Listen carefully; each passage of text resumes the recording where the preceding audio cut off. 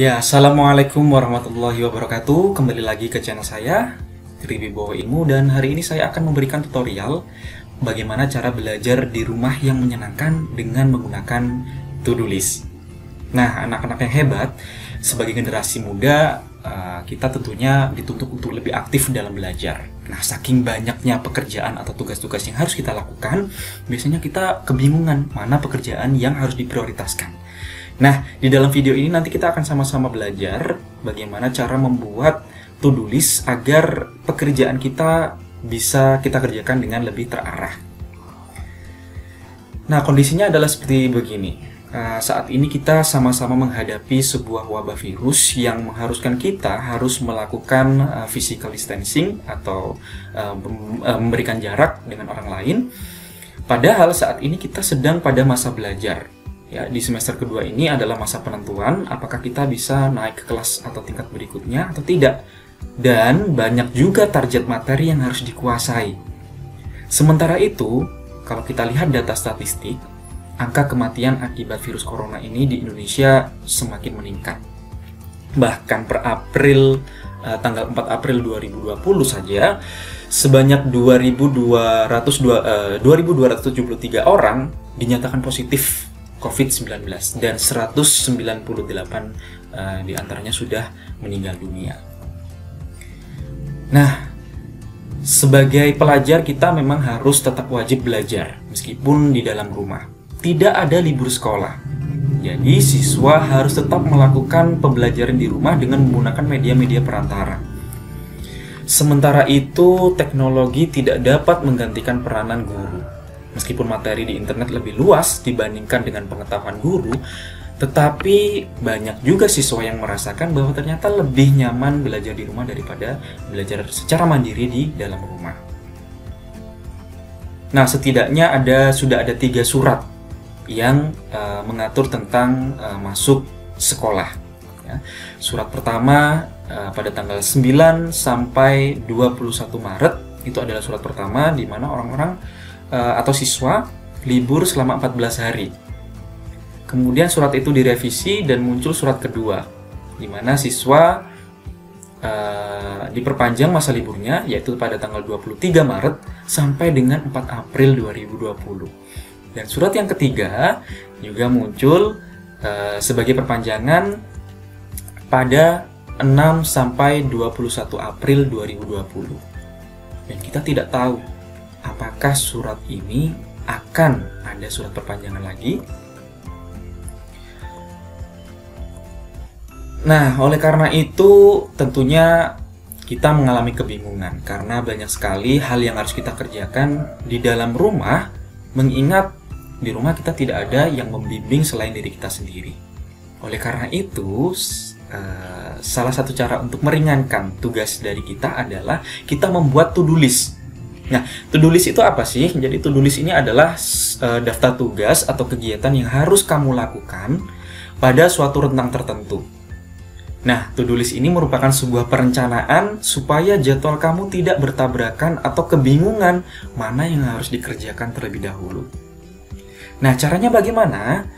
Nah, kita bisa membuat to-do list ini secara harian, mingguan, ataupun bulanan. Tetapi pada saat situasi yang sangat mendesak seperti saat ini, ada baiknya kita melakukan atau menuliskan to-do list ini setiap hari.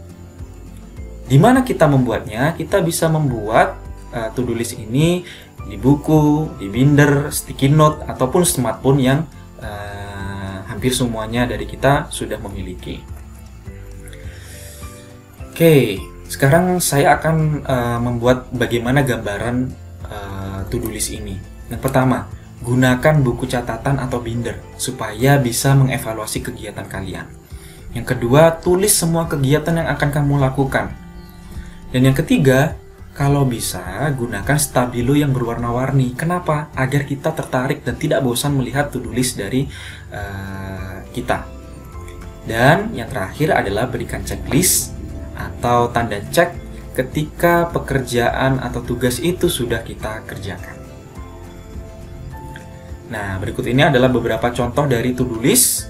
Yang pertama, misalnya, tugas bahasa Indonesia. Guru memberikan tugas berupa buka Google Classroom, kemudian baca materi literasi di LKS, menuliskan perbedaan karya fiksi dan non-fiksi, dan kerjakan latihan soal halaman 70-74. Ini kita tulis semua. Jadi apa yang menjadi instruksi dari guru kita tulis semua. Yang kedua contohnya adalah tugas matematika.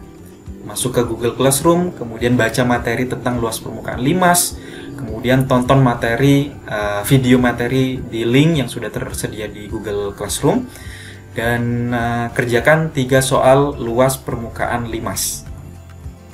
Nah, contoh yang ketiga adalah misalnya tugas pendidikan agama Islam. Siswa diminta untuk menghafalkan surat-surat pendek. Ya, adapun surat-suratnya adalah surat Asy-Syams dan surat Al-Balad. Kemudian setor hafalan dengan melakukan video call dengan guru masing-masing. Nah, coba kamu buat to-do listmu sendiri. Nah, kemudian kalau kita membuat to-do list dengan format yang baku, ya, jadi kita bisa membuatnya di lembaran kertas. Kita bisa menuliskan yang pertama adalah nomor, di kolom pertama adalah nomor, ya. Kemudian yang kedua adalah kita menuliskan hari atau tanggal, kapan gurumu memberikan tugas, ya, tulis hari dan tanggalnya. Dan yang ketiga, tulis nama mata pelajaran dengan singkatan berhuruf kapital. Contoh, matematika, MTK, seni budaya, SPUD, IPA, ilmu pengetahuan alam, dan lain-lain. Ini adalah untuk agar kita bisa semangat ketika melihat tugas tersebut. Dan yang keempat, tugasnya apa? Kamu harus menyalin rincian tugas yang diberikan oleh gurumu secara detail. Tuliskan poin per poin agar kamu lebih mudah mengerjakannya. Dan yang kelima adalah target, kapan tugas ini harus dikumpulkan. Kamu juga harus menulis, misalnya besok, harus kamu tulis besok. Misalnya nanti siang, kamu tuliskan nanti siang jam berapa. Nah, ini adalah contoh dari to-do list yang mungkin bisa kalian kerjakan. Ya, seperti yang saya jelaskan tadi, di kolom yang pertama adalah kolom nomor, dilanjutkan dengan hari atau tanggal, di mana hari atau tanggal itu adalah hari atau tanggal pemberian tugas. Kemudian kolom yang ketiga adalah materi atau mata pelajarannya. Dan yang kolom keempat adalah rincian tugasnya. Bisa kita lihat di situ sudah sangat detail. Yang kelima adalah target dan keterangan atau checklist yang tadi saya jelaskan. Setelah tugas itu kamu sudah kerjakan, berikan tanda cek di to-do listmu tersebut sehingga kita bisa tahu, oh ini tugasnya masih belum selesai, oh ini tugasnya masih belum saya kerjakan, dan lain sebagainya.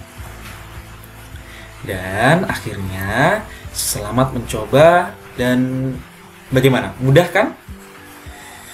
Nah, coba sekarang kalian bikin to-do list versi kamu sendiri, ya. Kemudian tuliskan pengalaman, perasaan, atau mungkin kesulitan-kesulitan yang kamu hadapi ketika membuat to-do list versi kamu sendiri di kolom komentar. Sampai jumpa di video berikutnya. Assalamualaikum warahmatullahi wabarakatuh.